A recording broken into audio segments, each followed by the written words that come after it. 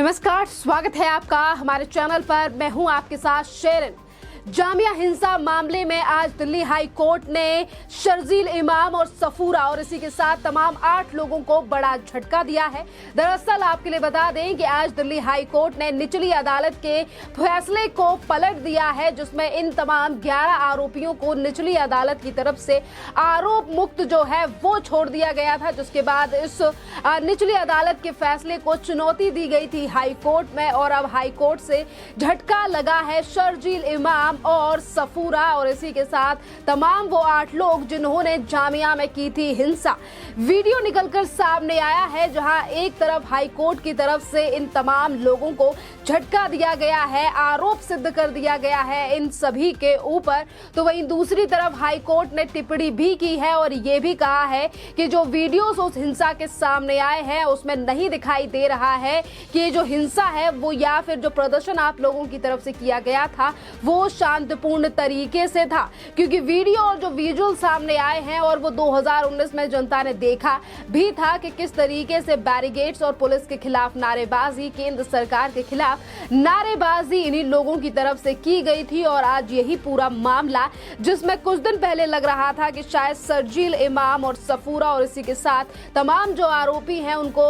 अब वो बरी हो जाएंगे या फिर आरोप मुक्त निचली अदालत की तरफ से कर दिया गया है तो रिहा हो सकते हैं, पर ये बड़ा झटका है क्योंकि अब आने वाले समय में यही दिल्ली हाई कोर्ट सजा सुना सकती है शर्जील इमाम और सफूरा के लिए, जो पहले छूट चुके थे। अब आपके लिए बता दें कि आखिरकार दिल्ली हाई कोर्ट की तरफ से कौन कौन सी आईपीसी की धारा जो है इन तमाम आरोपियों के ऊपर लगाई गई है। दरअसल कोर्ट ने आईपीसी की धारा 143, 147, 149, 186, 353 और 427 के तहत इन सभी लोगों के ऊपर आरोप तय किए हैं। और अब दंगा, गैर कानूनी रूप से एकत्रित होने और जुड़े आरोपों का सामना करना पड़ेगा, जहां एक तरफ इस 8 से 9 लोगों को जो है इनके ऊपर आरोप सिद्ध कर दिया गया है दिल्ली हाई कोर्ट की तरफ से, तो वहीं दूसरी तरफ 2 लोग ऐसे भी हैं जिन्हें आरोप मुक्त करने का फैसला जो है वो भी दिल्ली हाई कोर्ट की तरफ से लिया गया है।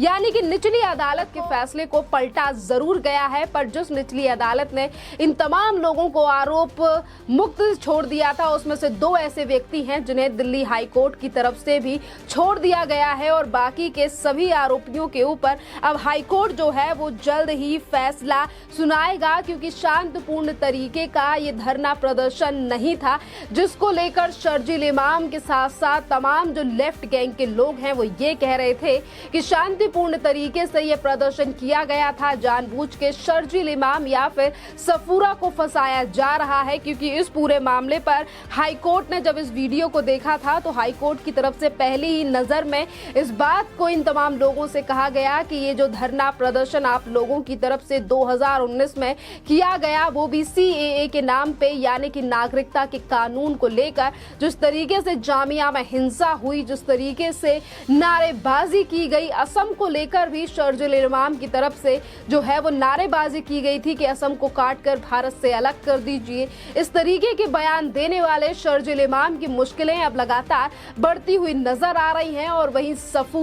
सफूरा के बारे में अगर हम बात करें तो आज अगर सफूरा को लेकर दिल्ली हाई कोर्ट की तरफ से ये बड़ा फैसला सुनाया गया है तो सफूरा वही है जो कि पहले भी कोर्ट से एक बार इन्हें रियायत दी गई थी और वो ये कारण था कि उस टाइम पर ये थी गर्भवती और इसीलिए कोर्ट की तरफ से छोड़ दिया गया था इन्हीं तमाम चीजों को लेकर। पर आज उस पूरे मामले को 2 से 3 साल हो चुके हैं और अब सफूरा के पास ऐसा कोई भी मुद्दा नहीं है जिस पर वो अपने आप को विक्टिमाइज या फिर विक्टिम कार्ड खेलने को लेकर अपने आप को इन आरोपों से बचा सकती है। इसी के साथ हम आपको लिए बता दें कि आखिरकार ये कौन से 8-9 लोग हैं जिनके ऊपर आज दिल्ली हाई कोर्ट की तरफ से ये आरोप सिद्ध किए गए हैं। एक है शर्जील इमाम, दूसरी सफूरा जरगर, उमेर अहमद, मोहम्मद अनवर, मोहम्मद कासिम, बिलाल नदीम और शहजाद रजा खान और चंदा यादव। ये तमाम 8 लोग हैं जिनके खिलाफ आईपीसी की धारा के तहत आज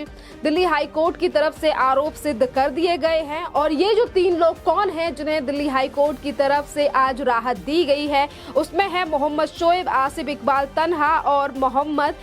अबूजार। मोहम्मद शोएब और मोहम्मद अबूजार पर आईपीसी की धारा 143 का आरोप लगाया गया। अन्य सभी धाराओं में बरी कर दिया गया है और ये आसिफ इकबाल तन्हा पर आईपीसी की धारा 308, 323, 341 और 435 के तहत आरोप जो हैं वो तय किए गए हैं। 2019 का वो साल और 2020 की शुरुआत जिस तरीके से देश की राजधानी दिल्ली में हुई, एनआरसी और सीए को जोड़कर जिस तरीके से कुछ लोगों ने देश और देश की राजधानी दिल्ली में माहौल खराब करने की कोशिश की और ये तक कहा गया कि केंद्र सरकार मुसलमानों को टारगेट कर रही है, उन्हें देश से बाहर निकालने के लिए ही केंद्र सरकार इस सीएए को लाई है जिसका मुसलमानों से कोई लेना देना नहीं था। और ये कानून जो केंद्र सरकार की तरफ से 2 साल 2019 में और नवंबर के महीने में लाया गया था, अक्टूबर से नवंबर के बीच में ये कानून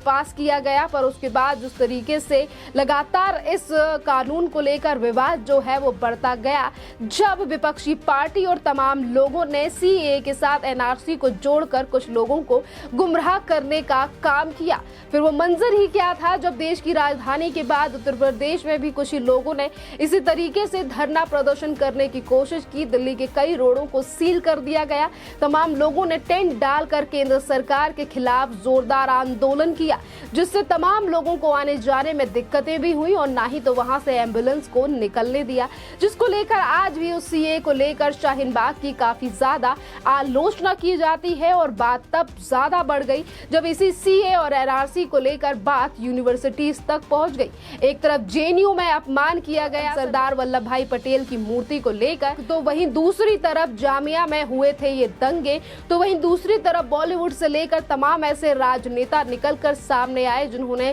फिर एक बार लोगों को गुमराह करने का काम किया। और शर्जील इमाम को लेकर सड़कों पर नारे लगाने वाली वो स्वरा भास्कर भी थी, जिन्हें आज भी जनता जो है वो लगातार ट्रोल करती है इन्हीं बातों को लेकर कि जब भी देश के टुकड़े या फिर देश को लेकर बात आती है तो स्वरा भास्कर सबसे ज्यादा आगे खड़ी होती हैं, क्योंकि स्वरा भास्कर ने ही इन्हीं तमाम लोगों से आग्रह किया था कि सड़कों पर निकलने का समय आ चुका है। और उसी समय पर इस तरीके से चीजें देखी गई थी देश की राजधानी दिल्ली में, जब दिल्ली के सुरक्षा कर्मी यानी कि पुलिस के ऊपर बरसाए गए थे पत्थर और केंद्र सरकार को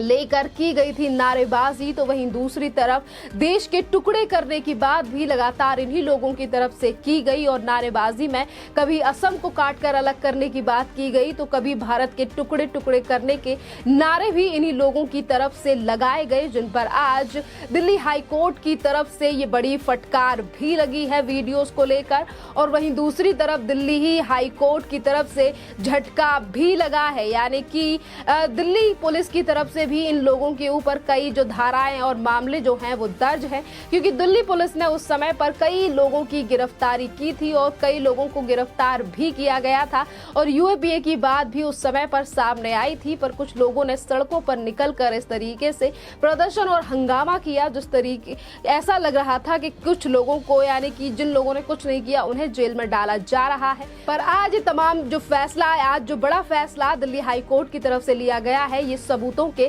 आधार पर लिया गया है और यही बड़ा कारण है कि निचली अदालत के फैसले को भी दिल्ली हाई कोर्ट ने पलट दिया है। खैर, इस पूरे मामले पर आपकी जो भी राय हो आप हमें कमेंट करके जरूर बताइए। धन्यवाद।